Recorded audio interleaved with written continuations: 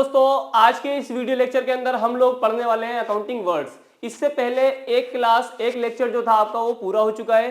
तो आज के इस लेक्चर के अंदर हम उसके आगे के कुछ न्यू वर्ड्स स्टडी करने वाले हैं। तो अगर आपने हमारी पिछली वीडियो के वो वर्ड्स नहीं देखे हैं तो प्लीज इस वीडियो के डिस्क्रिप्शन बॉक्स में वो वर्ड्स की वीडियो है, तो आप पहले वो वर्ड्स देख लीजिए, समझ लीजिए, उसके बाद इस वीडियो को देखिए। तो हेलो दोस्तों, मेरा नाम है Imran and welcome to my YouTube channel commerce की दुनिया।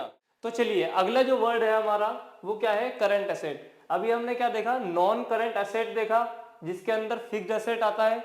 दूसरा, इसके अंदर एक टेंजिबल होगा और एक इनटेंजिबल होगा। टेंजिबल मैंने आपको बता दिया, टेंजिबल मीन्स क्या होगा? ऐसी एसेट जिसको हम टच कर सकते हैं, छू सकते हैं, वो हमारी टेंजिबल एसेट होती है। और दूसरा इंटेंजिबल एसेट। इंटेंजिबल एसेट का मतलब होता है ऐसी चीजें जिसे हम छू नहीं सकते और देख भी नहीं सकते, ये एक इनविजिबल एसेट होती है। ठीक है, अब अगला जो टॉपिक है हमारा वो है करंट एसेट का।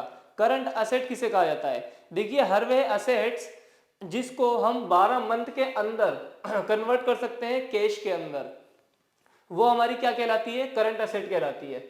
चलिए देखते हैं।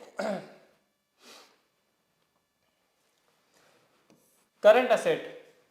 Current assets are those assets which are held on short-term basis for the purpose of converting them into cash within a year, such as debtors, stock, etc. यानी कि ये जो हमारे डेटर्स होते हैं, इनसे हम एक साल के अंदर कैश रिकवरी कर सकते हैं। ठीक है, यानी कि डेटर्स को हम कैश के अंदर एक साल के अंदर कन्वर्ट कर सकते हैं, इसलिए ये हमारी क्या हो जाएगी? करंट एसेट हो जाएगी। इसी प्रकार जो हमारा स्टॉक होता है, तो स्टॉक को भी हम क्या कर सकते हैं? एक साल के अंदर अंदर कैश के अंदर कन्वर्ट कर सकते हैं, तो ये भी हमारा क्या हो जाएगा? करंट एसेट हो जाएगा। और इसके अंदर क्या क्या आ सकता है? जैसे बीआर वगैरह है। बीआर मतलब क्या होता है? Bills receivable. तो बिल रिसीवेबल भी एक करंट एसेट होता है। तो ऐसी एसेट्स जिसको हम कैश में कन्वर्ट कर सकते हैं एक साल के अंदर, वो हमारी करंट एसेट कहलाती है। लेकिन एक इंटरेस्टिंग चीज आपको और देखने को मिलेगी इसके अंदर, वो है प्रीपेड एक्सपेंस। हालांकि प्रीपेड एक्सपेंस क्या होता है? ऐसे खर्चे जो हम पहले कर देते हैं, प्रीपेड। देखिए, दो बातें होती हैं, एक होता है प्रीपेड और एक होता है पोस्टपेड। प्रीपेड का मतलब होता है कि आपने पहले खर्च कर दिया और उसकी जो सेवा है, सर्विस है, वो आपको बाद में मिलेगी, इसे बोलते हैं प्रीपेड एक्सपेंस। और एक होता है पोस्टपेड, जिसमें हम पहले ही सेवा कंज्यूम कर लेते हैं या रिसीव कर लेते हैं, बोल सकते हैं हम ऐसा, और पैसा हमें बाद में देना होता है, वो होता है पोस्टपेड। तो क्योंकि ये प्रीपेड है, आपने खर्च कर दिया है, अब आपको सिर्फ सेवा मिलनी है या फिर कोई वस्तु या गुड्स मिलना है, तो आपकी ये होती तो एक्सपेंस है, लेकिन ये प्रीपेड एक्सपेंस है, इसीलिए इसे हम एक करंट एसेट ट्रीट करते हैं। ठीक है, तो prepaid expense are also classified as current asset because although they can not be converted into cash because a part of their benefits is available for next accounting year. यानी कि इसका मतलब ये हुआ कि इस साल आपने खर्च तो कर दिया, पैसा खर्च कर दिया, अब उसे हम कैश में तो कन्वर्ट नहीं कर सकते, लेकिन उससे जो रिसीव्ड होने वाली सर्विसेज है, वो आपको सर्विसेज बोल दो या बेनिफिट्स बोल दो, वो कब मिलेगा? अगले साल मिलेगा, नेक्स्ट अकाउंटिंग ईयर में मिलेगा। तो इसीलिए हम प्रीपेड एक्सपेंस को भी एक करंट एसेट मानते हैं। अगला, तो चलिए अब हम अगला वर्ड देखते हैं, जो कि है फिक्टिटुअस एसेट्स। फिक्टिटुअस एसेट्स किसे कहता है? These are those assets which are neither tangible और not intangible। यानी कि फिक्टिटुअस एसेट्स ऐसी एसेट्स होती हैं जिसको ना तो हम टेंजिबल एसेट्स मानते हैं और ना ही इसे इंटेंजिबल एसेट्स मानते हैं। These are losses not written off in the year। यानी कि रिटन ऑफ का मतलब क्या होता है जी? यानी कि उसे खत्म करना, उस खर्चे को खत्म करना। Which are they are incurred but in more than one accounting period। चलिए मैं इसे समझाता हूं आपको। चलिए एक एग्जांपल देखते हैं फिक्टिटुअस एसेट्स का। जैसे मान लीजिए आपने कोई एक्सपेंस कर दिया है, एक्सपेंस कर दिया आपने 50 लाख रुपए का, 50 लाख रुपए का आपने एक्सपेंस कर दिया है। अब अगर ये 50 लाख रुपए आप एक साल में राइट ऑफ कर देते हैं तो ये बैलेंस शीट में केवल एक लॉस के रूप में दिखाई देगा, जिसका कोई बेनिफिट नहीं होगा। ठीक है, तो हम क्या करते हैं, इस 50 लाख रुपए को 5 भागों में बांट देंगे। कितने भागों में? 5 भागों में, जिसमें 10-10 लाख रुपए दिखा देंगे।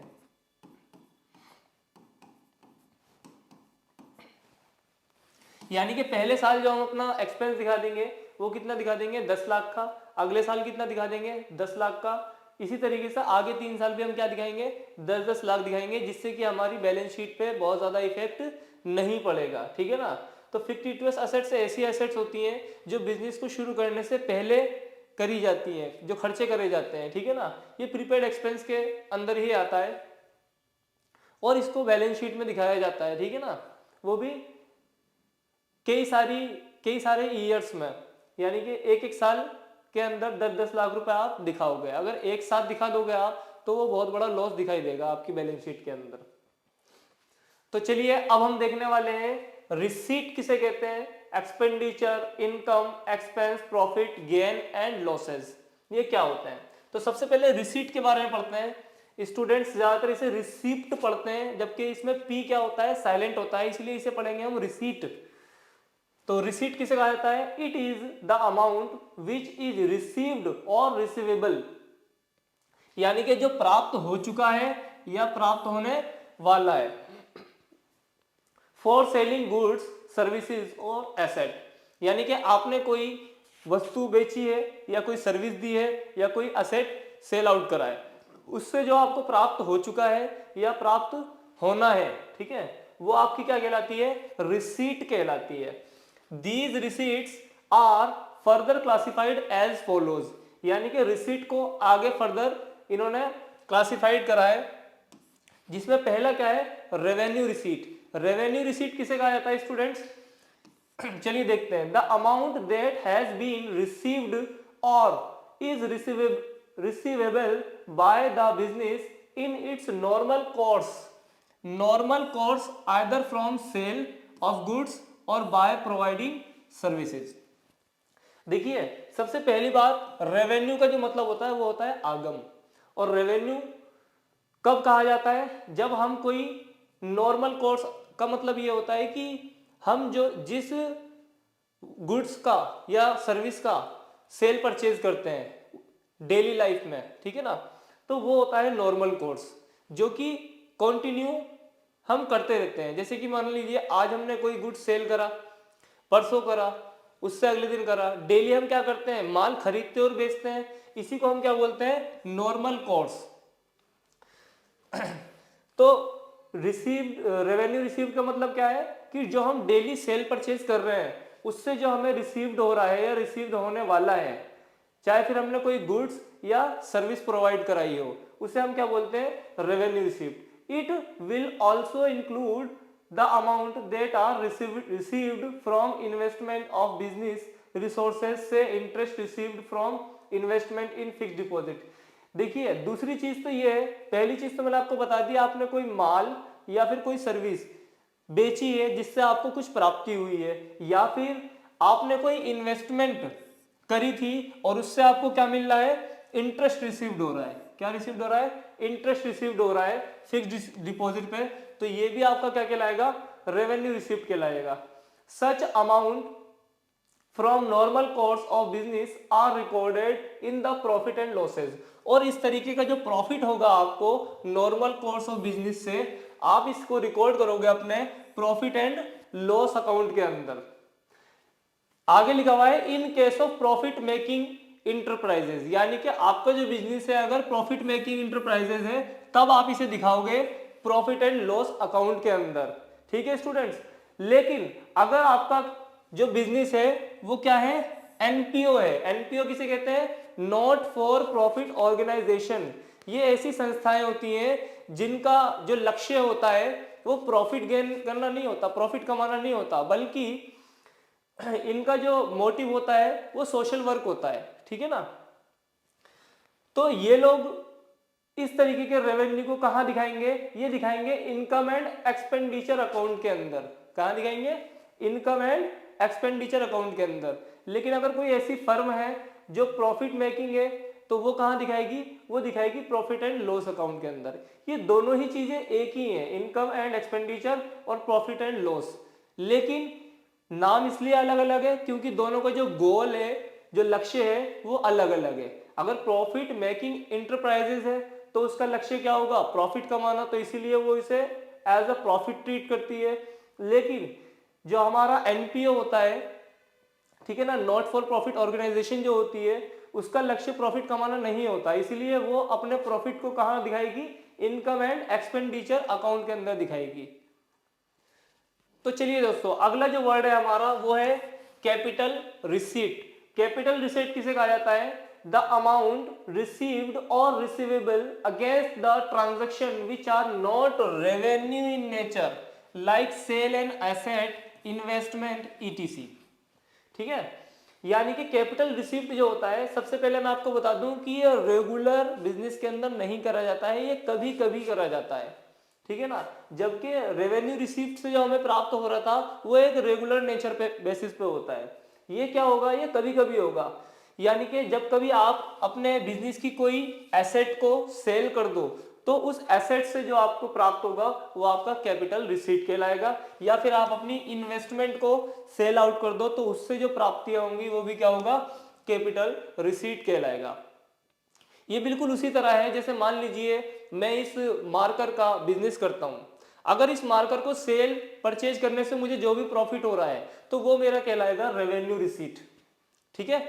लेकिन मान लीजिए मैं अपनी कोई फिक्स्ड एसेट को ही बेच दूं, यानी कि मशीनरी बेच दूं या कार बेच दूं या अपनी बिल्डिंग बेच दूं, कोई भी फिक्स्ड एसेट बेच दूं तो वो मेरा कैपिटल रिसीट कहलाएगा। वो इसलिए क्योंकि ये बड़े खर्चे, मतलब ये हमारी फिक्स्ड एसेट्स होती हैं और फिक्स्ड एसेट कोई हमारा बिजनेस नहीं है, इसको बेचना हमारा मोटिव नहीं था। हमारा मोटिव किस चीज का था कि इस मार्कर को सेल परचेज करके प्रॉफिट कमाऊं, लेकिन मैंने अपना फिक्स्ड एसेट बेच दिया, उससे वो प्राप्ति हुई है, तो ये आपका क्या कहलाएगा, रेवेन्यू रिसीट कहलाएगा, सॉरी कैपिटल रिसीट कहलाएगा। Such amount is shown in the balance sheet of the business entity, और इसको कहां दिखाया जाएगा, बैलेंस शीट के बिजनेस एंटिटी वाले कॉलम में दिखाया जाएगा। तो चलिए दोस्तों, अगला वर्ड जो है हमारा वो है एक्सपेंडिचर। एक्सपेंडिचर किसे कहा जाता है, it is the amount spent or liability incurred for acquiring asset, goods or services. यानी कि अगर आप कुछ खर्च कर रहे हैं या आप लायबल हो रहे हैं किस वजह से, अगर आपने कोई एसेट एक्वायर करी है, गुड्स कराए या सर्विस कराए, तो आपने कोई चीज खरीदी है या कोई सेवा ली है, तो सीधी सी बात है आप उसके लिए या तो कुछ खर्च करोगे या फिर आप उसको पे करने के लिए लायबल हो गए, ठीक है ना।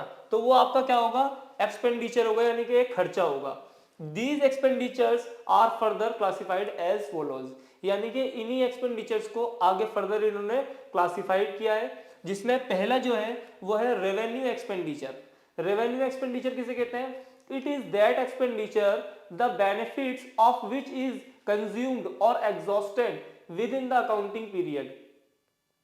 यानी कि ऐसे एक्सपेंडिचर, ऐसे खर्चे जिनका बेनिफिट्स जो है वो कंज्यूम किया जा रहा है विद इन अकाउंटिंग पीरियड, यानी कि एक साल के अंदर अंदर करा जा रहा है। These are amounts spent for the purpose which are directly related to the business of the entity like cost of goods sold, rent, electricity, etc.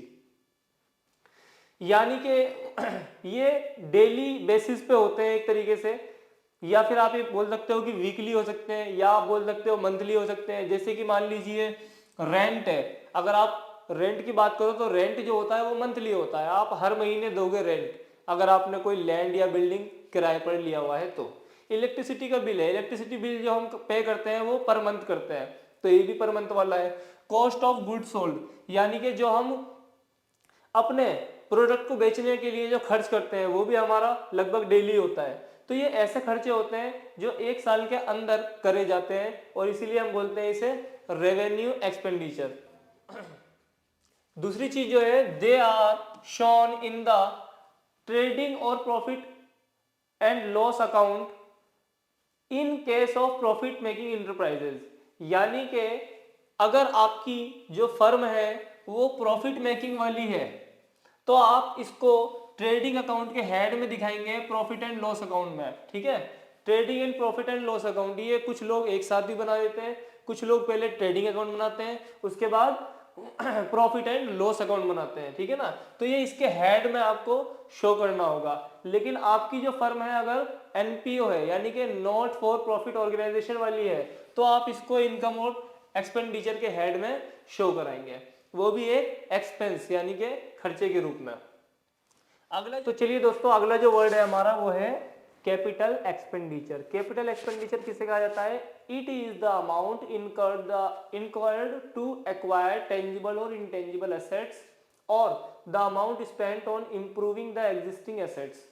यानी कि ये एक ऐसी मद है जो इनकर्ड करी जा रही है टेंजिबल या इनटेंजिबल एसेट्स के ऊपर, या फिर the amount spent on improving the existing asset, या फिर कोई हमारी एसेट पहले से थी बिजनेस के अंदर लेकिन उसे हम इंप्रूव करने के लिए उसके ऊपर कुछ खर्चा कर रहे हैं, which increase the earning capacity, जिससे उसकी जो प्रोडक्टिविटी है वो बढ़ जाती है। जैसे मान लीजिए कोई हमारे पास पुरानी एसेट है, अब पुरानी एसेट पे हमने कुछ खर्च कर दिया क्योंकि वो प्रोडक्शन जो है बहुत कम कर रही थी, अब हमने उसका एक पार्ट चेंज करवा दिया जिससे हमारा खर्चा तो हुआ लेकिन उस मशीन की जो प्रोडक्टिविटी थी, जो कैपेसिटी थी वो बढ़ गई। तो अगर हम ऐसा कर रहे हैं तो ये भी हमारा कैपिटल एक्सपेंडिचर कहलाएगा, ठीक है। These amount spent are shown in the balance sheet of entity, और इस मद को भी हम कहाँ दिखाएंगे? अपनी बैलेंस शीट के अंदर दिखाएंगे, ठीक है ना, कैपिटल एक्सपेंडिचर। अगला जो है अच्छा, इसके ऊपर मैं कुछ डिफरेंस आपको बता देना चाहता हूं क्योंकि बहुत सारे स्टूडेंट हमेशा कंफ्यूज रहते हैं कि कौन सी अमाउंट कैपिटल एक्सपेंडिचर होगी और कौन सी अमाउंट रेवेन्यू एक्सपेंडिचर होगी। तो थोड़ा सा इसका मैं आपको कुछ और नॉलेज देना चाहता हूं इसकी। तो चलिए दोस्तों, दोनों के अंदर क्या डिफरेंस होता है मैं आपको एक साथ एक बार में बता देता हूं। एक्सपेंडिचर दो प्रकार के होते हैं, एक कैपिटल एक्सपेंडिचर होगा और दूसरा क्या होगा? Revenue expenditure. कैपिटल एक्सपेंडिचर के अंदर कौन सी अमाउंट लिखी जाती है? सबसे पहले आप इसमें ध्यान देंगे कि इन्वॉल्व होता है एक लार्ज अमाउंट, यानी कि ये लाखों में या करोड़ों में होता है अगर एक कंपनी की बात करी जाए, ठीक है। तो ये एक बहुत बड़ा अमाउंट होता है जो कभी कभी करा जाता है, और ये क्या होगा? नॉन रिकरिंग नेचर होगा, यानी कि ये डेली नहीं करा जाएगा या वीकली नहीं होगा या मंथली नहीं होगा, ये साल में एक या दो बार ही करा जाएगा, इससे ज्यादा नहीं करा जाएगा। नॉन रिकरिंग नेचर, कभी कभी होने वाला, ठीक है। तो ये कैपिटल एक्सपेंडिचर कहलाएगा क्योंकि बहुत बड़ा अमाउंट है तो जल्दी नहीं करेगा। दूसरा नॉन रिकरिंग है यानी कि रेगुलर डेली बेसिस पे या मंथली बेसिस पे नहीं होने वाला, लेकिन अगर ये करा गया तो ये बिल्कुल पक्की बात है कि ये बेनिफिट तो आपको जरूर देगा, ठीक है ना। यानी कि अगर कोई मशीनरी है, आपने उसका एक बहुत बड़ा पार्ट रिप्लेस कर दिया है, चेंज कर दिया है, तो वो आपको बेनिफिट जरूर देगा क्योंकि उससे उसकी क्या हो गई होगी? एफिशिएंसी बढ़ गई होगी या उसकी कैपेसिटी बढ़ गई होगी जिससे उसने प्रोडक्शन ज़्यादा करना शुरू कर दिया होगा। तो ये पक्की बात है कि आपको बेनिफिट ज़रूर देगा, 100% देगा। तो ये होता है हमारा कैपिटल एक्सपेंडिचर। लेकिन बात करें अगर हम रेवेन्यू एक्सपेंडिचर की, तो ये इसके अंदर इन्वॉल्व होता है स्मॉल अमाउंट, यानी कि छोटी छोटी अमाउंट होती है, मदे होती है, जैसे रेंट वगैरह होता है, ठीक है ना। दूसरा क्या है? रिकरिंग नेचर, ये लगातार होने वाले खर्चे होते हैं, या तो ये डेली बेसिस पे भी हो सकते हैं, वीकली हो सकते हैं, मंथली हो सकते हैं, ये लगातार होंगे और बार बार होंगे। शॉर्ट टर्म बेनिफिट, कभी कभी ऐसा हो जाता है जो इसका बेनिफिट होगा वो बहुत ही शॉर्ट टर्म के लिए होगा, लेकिन देखिए यहाँ पे अगर आपने कोई मशीनरी का पार्ट चेंज कर दिया तो वो लंबे समय तक आपको बेनिफिट देगा, लेकिन इसमें जो आप खर्चा कर रहे हो वो आपको थोड़े समय के लिए, कुछ समय के लिए ही बेनिफिट देगा, ज्यादा लॉन्ग टर्म के लिए आपको बेनिफिट नहीं देगा क्योंकि स्मॉल अमाउंट इन्वॉल्व होती है इसके अंदर। अनसर्टेन बेनिफिट, कभी कभी ऐसा भी हो जाता है कि आपने खर्च तो कर दिया लेकिन जरूरी नहीं है कि उससे आपको कोई फायदा हो या बेनिफिट हो, ठीक है ना। तो ये भी एक बात है इसके अंदर, दोनों के बीच में डिफरेंस है एक्सपेंडिचर के अंदर, कैपिटल एक्सपेंडिचर और रेवेन्यू एक्सपेंडिचर। तो चलिए अब हम अगला वर्ड देखते हैं। अगला जो वर्ड है हमारा वो है deferred revenue expenditure. Deferred revenue expenditure क्या होता है?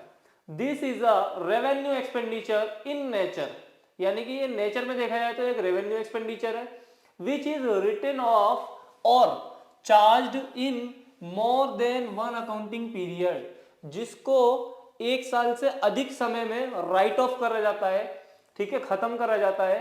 Such treatment is given to those items the benefits in which are estimated to accrue in more than one financial year. More than one financial year.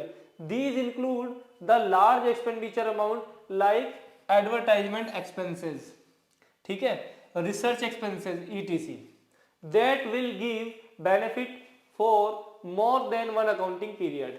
देखिए बहुत ही सरल है, बहुत ही simple है। Deferred revenue expenditure उन एक्सपेंडिचर को कहा जाता है जो बहुत ही बड़े नंबर्स में होते हैं, जैसे कि हैवी एडवर्टाइजमेंट। जब आप किसी कंपनी का हैवी एडवर्टाइजमेंट करवाते हैं तो उसमें करोड़ों रुपए लगते हैं। अब वो करोड़ों रुपए अगर आप एक साल के अंदर राइट ऑफ कर दोगे तो आपकी बैलेंस शीट क्या हो जाएगी? बहुत ही ज़्यादा खराब दिखेगी, क्योंकि उसके अंदर एक्सपेंस जो हो जाएगा वो बहुत ज़्यादा हो जाएगा, और एक्सपेंस ज़्यादा होने की वजह से आपकी जो एसेट साइड हो जाएगी वो कम हो जाएगी और लायबिलिटी साइड ज़्यादा दिखेगी, ठीक है। तो आपको क्या करना होता है, इस खर्चे को एक साल से अधिक समय के अंदर राइट ऑफ करना होता है। इससे फायदा क्या होता है कि हर साल, जैसे मान लीजिए 5 करोड़ रुपए का कोई एडवर्टाइजमेंट है, अब 5 करोड़ रुपए अगर आप एक साथ दिखा दोगे, शो कर दोगे अपनी बैलेंस शीट के अंदर, तो वो थोड़ा दिक्कत देगा आपको। तो आप क्या करते हैं, हर साल केवल 1-1 करोड़ रुपए ही दिखाते हैं बैलेंस शीट के अंदर। फर्स्ट ईयर आप 1 करोड़ दिखाओगे, दूसरे साल फिर 1 करोड़ दिखाओगे, तीसरे साल फिर 1 करोड़, इसी तरीके से 5 साल में 5 करोड़ रुपए आप क्या कर दोगे, राइट ऑफ कर दोगे।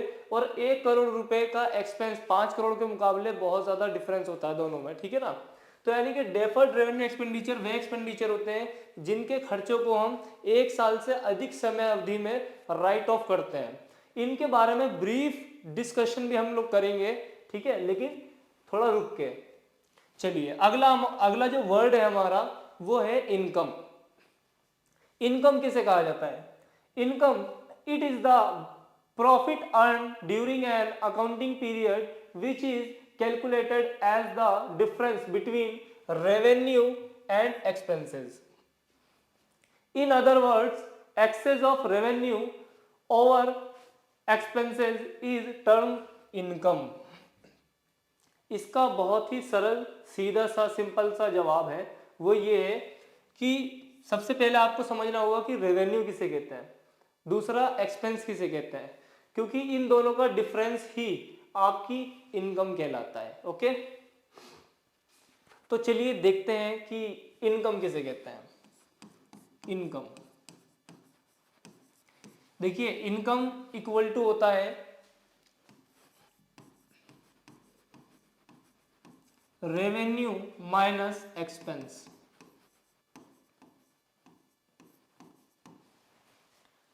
अब रेवेन्यू किसे कहा जाता है?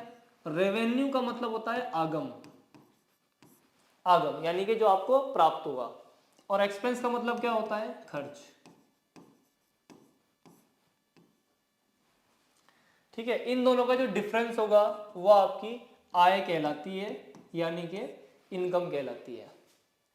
देखिए सपोज दैट कि मुझे ये मार्कर सेल आउट करना है। अब सेल आउट करना है तो यानी कि पहले मुझे इसे बनाना पड़ेगा या कहीं से खरीद के लाना पड़ेगा। मान लीजिए इसको बनाने के लिए जो खर्च हो गए वो 20 रुपए हो गए, यानी कि 20 रुपए मेरा क्या हो गया? खर्चा हो गया। तो क्या मैं इसे 20 रुपए में ही बेच दूंगा मार्केट में? नहीं, बिल्कुल नहीं, वरना उसमें मेरा क्या फायदा होगा। तो इसीलिए हम इसे 20 रुपए में ना बेच करके 25 में बेचेंगे या 30 में बेचेंगे। मान लीजिए मैंने 30 रुपए का बेच दिया, तो मुझे जो टोटल अमाउंट रिसीव्ड हो रहा है वो कहलाता है रेवेन्यू, और रेवेन्यू के अंदर इंक्लूड होता है एक्सपेंस। इसीलिए रेवेन्यू में से पहले एक्सपेंस को हम माइनस करेंगे, उसके बाद हमें प्रॉपर पता लग जाएगा कि हमारी इनकम कितनी है, ठीक है। तो इनकम जो होगी हमारी वो कितनी होगी? 10 रुपीज की होगी, क्योंकि एक्सपेंस मेरा 20 रुपए था और मुझे जो प्राप्त हुआ है इसे बेच के वो कितना हुआ है, 30 रुपये हुआ है। तो इससे जो मेरी इनकम आई है वो कितनी आई है, 10 रुपये की आई है। तो आई होप आपको समझ में आ गया होगा। रेवेन्यू का मतलब जो टोटल आपको प्राप्त हो रहा है किसी भी सर्विस को या गुड्स को सेल आउट करके, और एक्सपेंस का मतलब होता है कि आपका अपना उसमें कितना लगा था अमाउंट, वो आपका क्या कहलाएगा, एक्सपेंस कहलाएगा। और दोनों का जो डिफरेंस होता है वही हमारी क्या होती है, इनकम होती है। तो फार्मूला भी बन गया है कि income equal to revenue minus expense. चलिए अगले वर्ड की तरफ बढ़ते हैं हम लोग। तो चलिए दोस्तों अगला वर्ड देखते हैं। जो हमारा अगला वर्ड है वो है एक्सपेंस। एक्सपेंस किसे कहा जाता है, it is the cost incurred for generating revenue or a monetary measure of input or resources consumed. इसका मतलब ये हुआ कि वो कॉस्ट जो हम इनकर्ड कर रहे हैं जनरेटिंग रेवेन्यू, यानी कि पैसा कमाने के लिए जब हम कुछ खर्च करते हैं, क्या कहा, पैसा कमाने के लिए जब हम कुछ खर्च करते हैं यानी कि जनरेटिंग रेवेन्यू होगी, या फिर अ मॉनेटरी मेजर ऑफ इनपुट्स और रिसोर्सेज कंज्यूम्ड, या फिर हम क्या करेंगे, जो हमारी लागत आ रही है उस पर हम खर्च कर रहे हैं। जैसे हम कुछ प्रोडक्शन कर रहे हैं, कुछ बना रहे हैं और उस पर हम क्या कर रहे हैं, अपने इनपुट पे खर्च कर रहे हैं, ठीक है। या फिर हम कोई रिसोर्स कंज्यूम कर रहे हैं, संसाधन का उपयोग कर रहे हैं, तो उस पर जो भी खर्चा आता है वो क्या कहलाता है, एक्सपेंस कहलाता है। It is actually the value of business that has expired during the accounting year. और ये क्या होता है, ये एक वह वैल्यू होती है बिजनेस की जो खत्म हो जाती है during the accounting year. It includes amount spent as cash payment for salary, यानी कि इसके अंदर उन अमाउंट को इंक्लूड करा जाएगा जैसे कि आप सैलरी किसी को पे कर रहे हो या वेजेस दे रहे हो, या कोई अमाउंट है जिसे आप रिटर्न ऑफ कर रहे हो एक अकाउंटिंग पीरियड के अंदर। वो रिटर्न ऑफ किस चीज की होगी, हो सकता है वो डेप्रिसिएशन के अमाउंट को आप राइट ऑफ कर रहे हो, या बैड डेब्ट को राइट ऑफ कर रहे हो, या आगे क्या लिखा है, decline in the value of any investment और कॉस्ट ऑफ गुड्स सोल्ड, या फिर आपकी कोई इन्वेस्टमेंट है आप उस पर खर्च कर रहे हो, या फिर आपकी जो गुड्स COGS है आप उसके ऊपर कोई खर्चा कर रहे हो, तो ये क्या कहलाएगा, आपका एक्सपेंस कहलाएगा, ठीक है। अब इसके अंदर कुछ टर्म्स आ रही हैं जैसे कि डेप्रिसिएशन किसे कहते हैं, बैड डेब्ट किसे कहते हैं, ठीक है, COGS cost of goods sold किसे कहते हैं, इसके बारे में भी हम आगे पढ़ने वाले हैं। तो आप थोड़ा सा पेशेंस रखिए, बस आप ये समझिए कि एक्सपेंस किसे कहते हैं। जो वर्ड में बता रहा हूँ बस उस पर फोकस करना है, जो बीच में वर्ड्स आ रहे हैं वो भी हम एक एक करके पढ़ेंगे अभी आगे चल के, वो भी अच्छी डिस्कशन के साथ। तो एक्सपेंस के अंदर अब एक और हेड बना हुआ है जिसका नाम क्या लिखा है, प्रीपेड एक्सपेंस। तो एक्सपेंस दो तरह के होते हैं, एक प्रीपेड एक्सपेंस होगा और दूसरा जो होगा वो आउटस्टैंडिंग एक्सपेंस होगा। प्रीपेड एक्सपेंस का मतलब क्या होता है, देखिए प्रीपेड एक्सपेंस का मतलब मैंने अभी पहले भी बताया था, प्रीपेड का मतलब होता है पहले पे कर देना और उसका बेनिफिट बाद में मिलना, ठीक है। तो प्रीपेड का मतलब क्या हो गया, आपने पहले खर्चा कर दिया है जिसका बेनिफिट आपको बाद में मिलने वाला है, वो क्या कहलाएगा, प्रीपेड एक्सपेंस।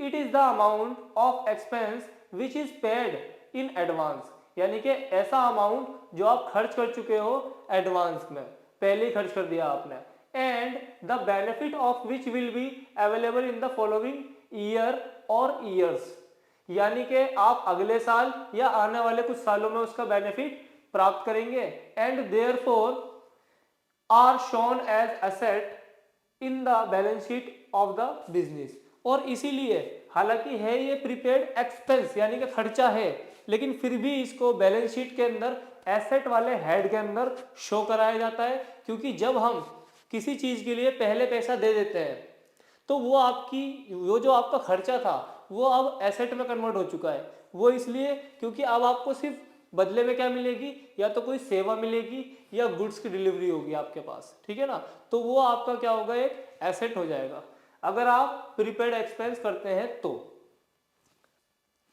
और दूसरा जो वर्ड है हमारा वो है आउटस्टैंडिंग एक्सपेंसेस। देखिए अगर इस वर्ड को मैं ब्रेक करूं तो आउट का मतलब होता है बाहर और स्टैंडिंग का मतलब क्या होता है, खड़े होना। तो बाहर खड़ा हुआ है एक एक्सपेंस यानी कि खर्चा। तो बाहर कब कोई क्यों खड़ा होगा, जब आप पहले बेनिफिट ले लोगे और आप एक्सपेंस नहीं करोगे। यानी कि it is an expense that has been incurred but has not been paid during the current accounting year. यानी कि ये एक ऐसा एक्सपेंस होता है जो इनकर्ड हो चुका है, यानी कि आपके लिए एक लाइबिलिटी बन चुकी है but has not been paid, जो कि आपने अभी उसे पेड नहीं करा है उस अकाउंटिंग ईयर के अंदर। Since the amount is payable, तो अब ये अमाउंट आपको क्या करना है, पे करना है, क्योंकि आप इसके लिए लायबल हो चुके हो। It is a liability for the business, ये बिजनेस की क्या हो जाएगी, एक दायित्व हो जाएगी, यानी कि लायबिलिटी हो जाएगी for the business and is therefore shown as a liability in the balance sheet. और आउटस्टैंडिंग एक्सपेंस को हम अपनी बैलेंस शीट के लायबिलिटी साइड में शो कराते हैं। वो इसलिए क्योंकि आप या तो सेवा या वस्तु आप रिसीव कर चुके हो, बट अब आपको सिर्फ क्या करना है, पेमेंट करनी है, इसीलिए ये आपका आउटस्टैंडिंग एक्सपेंस होगा, ठीक है, और ये आपकी लायबिलिटी होगी। तो चलिए अब मैं आपको थोड़ा सा बताता हूँ कि एक्सपेंस लॉसेस में क्या अंतर होता है। एक थोड़ा सा छोटा सा डिस्कशन है, आपको समझ आ जाएगा सब कुछ। देखिए, जैसे मान लीजिए आपने कोई एक्सपेंडिचर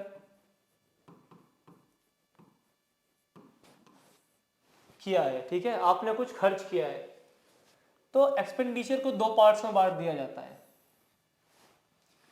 एक हम बोलेंगे एक्सपायर्ड और दूसरा जो होगा वो होगा अनएक्सपायर्ड।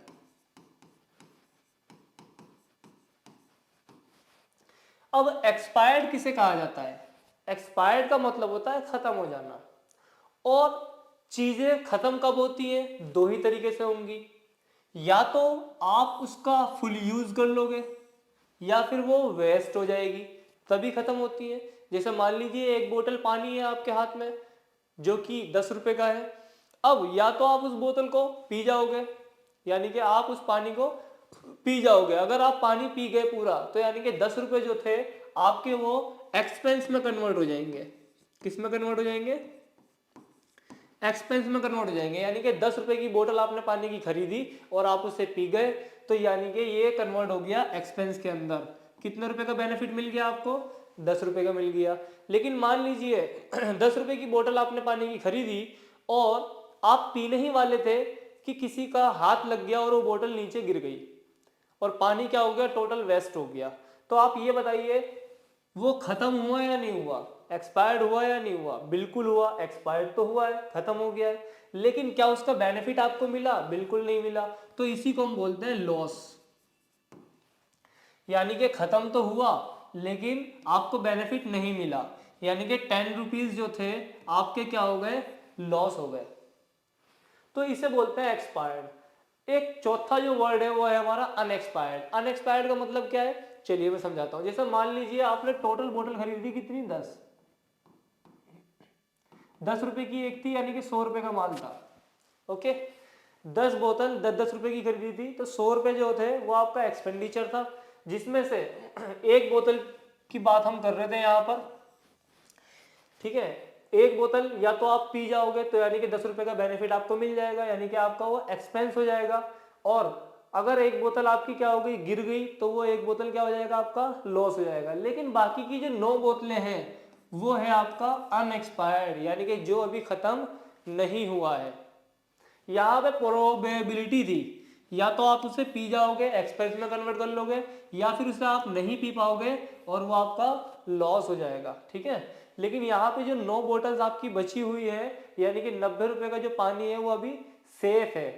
आप उसे कन्वर्ट करोगे एक्सपेंस में या फिर लॉसेज में। अगर आप उसे पी जाते हो तो वो आपका एक्सपेंस होगा, नहीं पी पाते हो, लॉस हो जाता है, तो वो लॉस ही होगा, यानी कि नहीं उसको कंज्यूम नहीं कर पाए तो वो लॉस होगा वो, ठीक है। तो ये कुछ वर्ड्स है, चलिए देखते हैं अब अपना अगला वर्ड क्या है। तो चलिए अगला वर्ड देखते हैं। अगला वर्ड जो वर्ड है वो हमारा है प्रॉफिट। प्रॉफिट किसे कहा जाता है, it is the income earn by the business from its operating activities. पहला वर्ड क्या आया, operating activities which are carried out by the enterprise to earn profit, यानी कि जिसको किया जाता है इंटरप्राइज के द्वारा प्रॉफिट अर्न करने के लिए these activities can be either sale of goods और प्रोविजन ऑफ सर्विसेज। ठीक है, तो यानी कि अगर आप कोई गुड्स या सर्विस को सेल करते हो, बेचते हो, तो उससे जो भी आपको प्राप्त होता है, ठीक है, वो प्रॉफिट कहलाता है।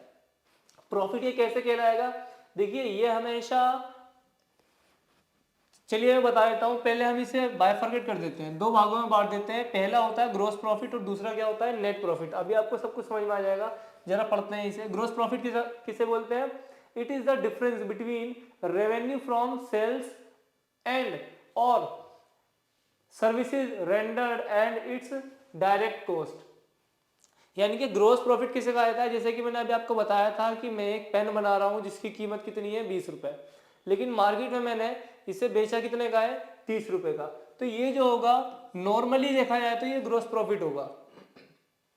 और अगर आप बात करें नेट प्रॉफिट की कि एग्जैक्ट कितना प्राप्त हुआ आपको, तो it is the profit after deducting total expenses. यानी कि इसके अंदर आप सारे ही खर्चों को डिडक्ट करोगे फ्रॉम द टोटल रेवेन्यू, जो भी आपको टोटल रेवेन्यू प्राप्त हो रहा है उसमें से जब आप इसे डिडक्ट करोगे। जैसे मान लीजिए कि इस 20 रुपए के पेन को बेचने के लिए आपने ऊपर से कुछ और खर्च कर दिया था, जैसे कि मान लीजिए जो सेल्समैन होते हैं उनको आपने पैसा दिया होगा, ठीक है, तो अगर उसे भी आप घटा दोगे इसके अंदर से, तो हो सकता है कि इसकी जो फाइनल कॉस्ट आई हो पेन की वो 25 रुपये आई हो, ठीक है, और आपको जो प्राप्त हुआ है बेच करके वो कितना हो रहा है, 30 रुपये हो रहा है। तो जो अब बचा है आपके पास नेट, वो केवल 5 रुपये बचेगा। तो ये आपका कहलाएगा नेट प्रॉफिट। तो ग्रॉस प्रॉफिट में और नेट प्रॉफिट में अंतर होता है। नेट प्रॉफिट के बाद कोई भी एक्सपेंस नहीं घटाया जाता, क्योंकि ये टोटल एक्सपेंस घटाने के बाद आपको प्राप्त होता है। जबकि जो ग्रॉस प्रॉफिट होता है इसके अंदर टोटल एक्सपेंसेस को नहीं लेते, केवल उन एक्सपेंसेस को लेते हैं जो इसको बनाने के लिए जो इस पे खर्च किया गया था, ठीक है, वो होता है आपका ग्रॉस प्रॉफिट। अगला जो वर्ड है वो है हमारा गेन। गेन किसे कहा जाता है, it is the increase in the owners equity resulting from something other than the day to day earning that is of irregular और नॉन रिकरिंग नेचर। देखिए गेन का मतलब होता है लाभ। तो जो लाभ होता है क्या वो डेली रिकरिंग नेचर में हो जाएगा आपको, बिल्कुल नहीं होगा। जो लाभ होता है वो कभी कभी होता है, ठीक है, नॉन रिकरिंग नेचर में होता है। It is the profit from non operating transactions but which the incidental to it such as gain on sale of land, machinery और इन्वेस्टमेंट। यानी कि आपने कोई लैंड बेच दी, आपको फायदा हो गया तो वो गेन कहलाएगा। आपने कोई मशीनरी 2 लाख की खरीदी थी, 5 लाख की बेच दी, आपको गेन हो गया। या कोई इन्वेस्टमेंट थी, आपने मौका अच्छा देखा, पैसा ज़्यादा मिल रहा था, आपने बेच दिया, आपको क्या हो गया, गेन हो गया। लेकिन ये जो एक्टिविटीज़ है क्या ये रिकरिंग नेचर की है, बिल्कुल नहीं है, ये नॉन रिकरिंग नेचर की है, क्योंकि ये कोई डेली नहीं करा जाता। कोई भी अपनी एसेट्स को डेली सेल नहीं कर सकता। डेली जो सेल करा जाता है वो क्या होती है, ऑपरेटिंग एक्टिविटीज के अंदर आता है, वो रिकरिंग नेचर का होता है, लेकिन ये नॉन रिकरिंग नेचर का है, ठीक है ना। तो इसीलिए गेन क्या होगा, कभी कभी होगा। और कब होगा मैंने आपको बता दिया, जब आप कोई लैंड, मशीनरी, इन्वेस्टमेंट या कुछ भी बेचोगे और उससे आपको फायदा हो जाए, ठीक है, उसे हम बोलते हैं गेन। तो चलिए देखते हैं अब अपना अगला वर्ड, जो कि क्या है, लॉस। लॉस किसे कहा जाता है, loss refers to the excess of expenses over its related revenues for the period which decrease the owner's equity। यानी कि मालिक की इक्विटी को जो कम कर दे वो लॉस है, ठीक है। तो लॉस रेफर्स कर रहा है एक्सेस ऑफ एक्सपेंसेस, यानी कि जो आपने खर्च करा था उससे ज्यादा हो जाते हैं ये, ओवर द इट्स रेवेन्यू, यानी कि जो आपकी रेवेन्यू है, आगम जो है, प्राप्तियां जो है वो कम हो जाए, और जो आपने लगाई था यानी कि जो लागत है, एक्सपेंस है, वो क्या हो जाए, ज्यादा हो जाए, ठीक है। तो आपने ज्यादा लगा दिया लेकिन प्राप्त कम हुआ तो वो लॉस है। जैसे मान लीजिए किसी चीज को आपने बनाया है 50 रुपए में, तो ये आपका क्या हो जाएगा, एक्सपेंस हो जाएगा। लेकिन जो आपको प्राप्तियां हुई इसे बेच करके वो किसी वजह से 20 रुपए की हुई, यानी कि रेवेन्यू आपका क्या हो गया, 20 हो गया। तो इस सिचुएशन के अंदर आपको प्राप्त हुआ है कम, लेकिन आपका खर्च हुआ था ज्यादा, तो आपका जो अमाउंट आएगा -30 का आएगा, अर्थात वो लॉस होगा आपका। 30 रुपए का क्या हो जाएगा, आपको लॉस हो जाएगा, क्योंकि आपका इस जगह पर एक्सपेंस क्या हो गया, ज्यादा हो गया, और रेवेन्यू जो थी वो कम हो गई थी। ओके, तो चलिए देखते हैं, आगे बढ़ते हैं। जो अपना अगला वर्ड क्या है वो है purchase. Purchase, purchases return, sales, sales return, revenue from operations, goods and stock inventory. तो सबसे पहले बात करते हैं परचेजेस की। परचेजेस किसे कहा जाता है? देखिए, परचेज वर्ड बिजनेस के अंदर सिर्फ तभी यूज करा जाएगा जब हम, जैसे मान लीजिए मैं इस मार्कर का बिजनेस करता हूं, अब मैं बिजनेस के अंदर सिर्फ मार्कर ही खरीदूंगा क्या? नहीं, बिजनेस के अंदर मैं मार्कर भी खरीद सकता हूँ, अपने बैठने के लिए चेयर भी खरीद सकता हूँ, गाड़ी भी खरीद सकता हूँ, ठीक है ना, फर्नीचर भी खरीद सकता हूँ, कंप्यूटर भी खरीद सकता हूँ। तो अगर मैं मार्कर का बिजनेस कर रहा हूँ, ध्यान से सुनिएगा, अगर मैं मार्कर का बिजनेस करता हूँ और मार्कर खरीदता हूँ, परचेज वर्ड सिर्फ मैं तभी यूज करूंगा। क्या कहा? अगर मैं मार्कर का बिजनेस करता हूँ और मार्कर ही खरीद रहा हूँ तब मैं परचेज बोलूंगा, सिर्फ परचेज बोलूंगा, तो वो अंडरस्टूड होगा कि मैं मार्कर ही परचेज कर रहा हूँ। लेकिन मान लीजिए बिजनेस में करता हूँ मार्कर का, लेकिन मुझे एक कार खरीदनी है, तो क्या मैं परचेज वर्ड का यूज कर सकता हूँ? बिल्कुल नहीं कर सकता। देखिए, अंग्रेजी भाषा के अंदर परचेज का मतलब होता है कुछ भी चीज खरीदना, लेकिन बिजनेस के अंदर परचेज का मतलब होता है गुड्स खरीदना। क्या कहा? गुड्स खरीदना। तो यानी कि अगर मैं मार्कर का बिजनेस करता हूं तो मैं परचेज वर्ड यूज करूंगा मार्कर को खरीदने के लिए। लेकिन मान लीजिए मैं कार खरीदता हूं तो वहां पे मैं कार परचेज बोलूंगा, यानी कि दो वर्ड्स मुझे एक साथ बोलने पड़ेंगे, कार परचेज्ड, या फिर फर्नीचर परचेज, या फिर लैपटॉप परचेज, ठीक है, लैंड परचेज, बिल्डिंग परचेज, दो वर्ड एक साथ बोलने पड़ेंगे। लेकिन सिर्फ अगर परचेज बोलूंगा तो इसका मतलब अंडरस्टूड है कि गुड्स की बात हो रही है। तो जहां पर सिर्फ परचेज वर्ड आ जाए तो आप समझ जाना कि माल खरीदा जा रहा है। It refers to the amount of goods, ठीक है, ये रेफर कर रहा है किसको? अमाउंट ऑफ गुड्स को, which are bought for resale, or the amount of raw materials that are used in the production process. तो वही बात आ गई कि ये जो परचेज वर्ड है ये रेफर कर रहा है किसको? अमाउंट ऑफ गुड्स को, जो कि खरीदा गया है रिसेल करने के लिए, यानी कि दोबारा बेचने के लिए जिससे खरीदा था हमने, या फिर अमाउंट ऑफ रॉ मटेरियल, या फिर आप कच्चा माल कहीं से खरीदते हैं तब भी आप परचेज वर्ड का यूज करोगे, क्योंकि कच्चा माल खरीदोगे तभी तो उससे कुछ बना करके आप सेल करोगे, तो वो भी परचेज के अंदर आएगा। That are used in production process, जिसको इस्तेमाल करा जाता है अपने प्रोडक्शन प्रोसेस के अंदर। It includes both cash and credit purchase of goods. देखो, इसके अंदर दोनों ही इंक्लूड होते हैं, चाहे आपने उधार खरीदा हो या फिर नगद खरीदा हो, यानी कि कैश परचेज हो या क्रेडिट परचेज हो, ये दोनों उसके अंदर ही इंक्लूड करे जाते हैं। अगला वर्ड क्या है? Purchase returns. परचेज रिटर्न का मतलब क्या है? परचेज रिटर्न का मतलब होता है कि मान लीजिए मैंने मार्कर्स खरीदे, तो ये तो हो गया परचेज, लेकिन अब मुझे मार्कर वापस करना है, मैंने बहुत ज़्यादा खरीद लिए थे, अब मुझे वापस करने हैं थोड़े से, तो बस परचेज रिटर्न हो जाएगा ये। लेकिन परचेज रिटर्न सिर्फ तभी यूज करेंगे जब हम कोई गुड्स रिटर्न करेंगे।